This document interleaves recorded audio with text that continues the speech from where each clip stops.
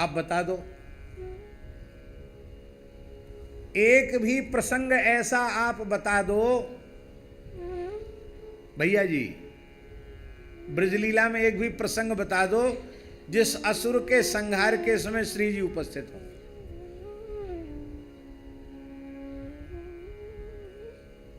अघासुर, बकासुर, पूतना, तमाम असुरों का उद्धार हुआ ब्रजलीला में, लेकिन श्री जी कहीं उपस्थित हैं?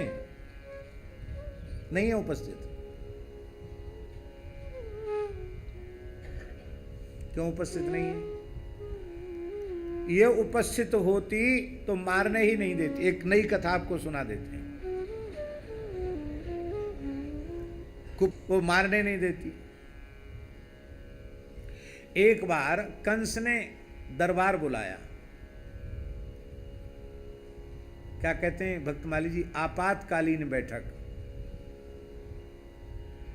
आपातकालीन बैठक बुलाई, सारे अपनी खलमंडली को एक जगह इकट्ठा किया।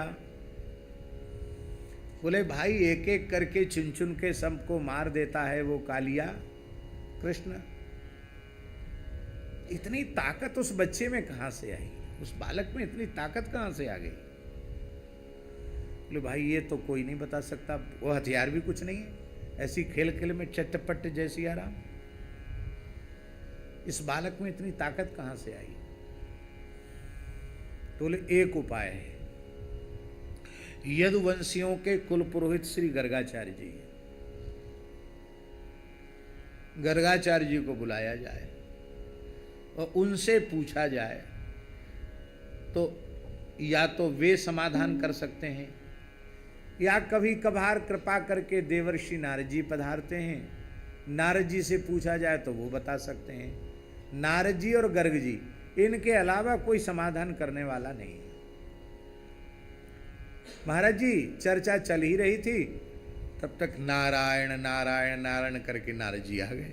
सब उठ के खड़े हुए, द्वार पर नारद जी खड़े। बोले लगता है कि समाधान आ गया। नारद जी नहीं आए, नारद जी के रूप में समाधान आ गया। नारद जी ने से पूछा, गुरु जी बहुत परेशान है हम इस समय, एक जिंदो नाई बच के आवे, जो गयो सो गयो, लौट के आए व्यवहार खबर दे व्यवहारो ना है कोई कि हम क्यों गए, कब गए, कैसे गए। इन बालकन में इतनी शक्ति कहां से आई? तो नारद जी बोले नारायण नारायण नारायण, अनंत अनंत बल, अनंत अनंत ऐश्वर्य माधुर्य की अनंत शक्ति साक्षात वृषभानुनंदिनी राधा रानी विराज रही हैं, और उन्हीं की कृपा दृष्टि लाल जी पर पड़ती रहती है। इसलिए विश्व ब्रह्मांड की कोई ताकत इनका बाल बांका नहीं कर सकती। तो कितनी बड़ी है? तो बता दिया, इतनी बड़ी है, ऐसी है, वैसी है। अरे बोले ये लाल जी तो लाल जी हैं, बच्ची को तो कुछ भी किया जा सकता। चलो जाएगा कोई?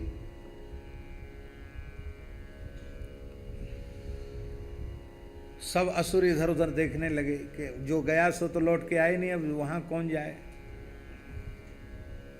कंस बोला तुम लोग साहस नहीं बटोर पा रहे हो, वहां तो मैं खुद ही जाऊंगा। बोलो वृंदावन बिहारी। कंस पहुंचा बरसाना, वहां गहुवर वन में कुछ उपद्रव शुरू किया। तो ललिता जी से पूछा स्वामिनी जी ने कि ये क्या है, कहाँ से ये बवंडर तूफान कहाँ से आया, उत्पात कहाँ से हो रहा है? बोले महाराज नारद जी की लीला है, स्वामिनी जी इन्होंने भेज दिया कंस को। और ललिता जी ने कहा आप कहो तो आए अभी भस्म कर दें। बोले नहीं नहीं नहीं, मेरी दृष्टि में जो आ गया उसको भस्म क्यों किया जाए, इसको न एक सद्बुद्धि आ जाए, ऐसा करो। तो श्री जी ने ऐसे देखा उसकी ओर, तत्काल वो गोबर फेंकने वाली गोपी बन गया कंस। वृषभानु बाबा के खिरक में गोबर डालने की सेवा दे दी।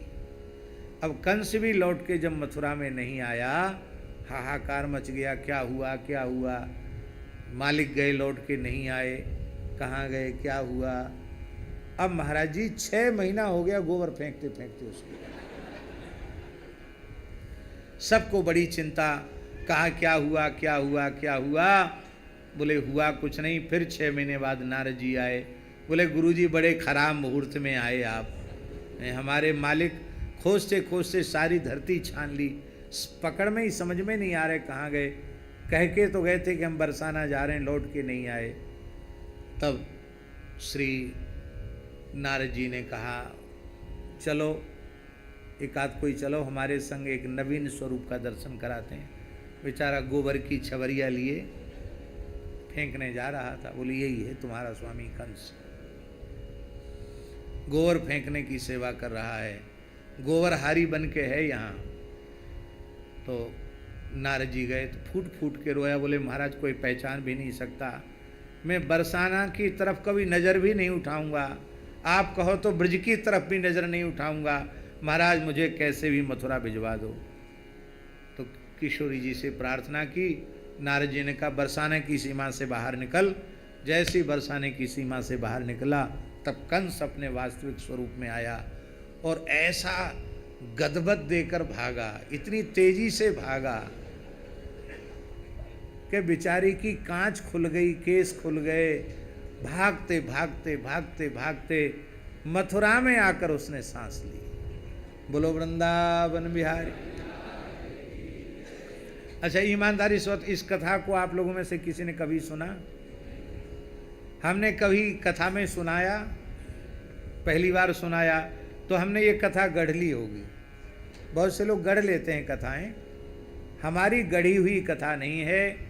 बरसाना गहुवर वन में पूज्य सदगुरुदेव श्री भक्तमाली जी महाराज कथा कह रहे थे।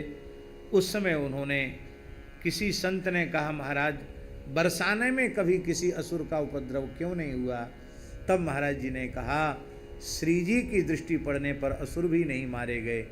6 महीने तक गोबर फेंकने वाली घटना पूज्य गुरुदेव भक्तमाली जी के मुखारविंद से हमने सुनी हुई है और आज पहली बार इसको सुना रहा।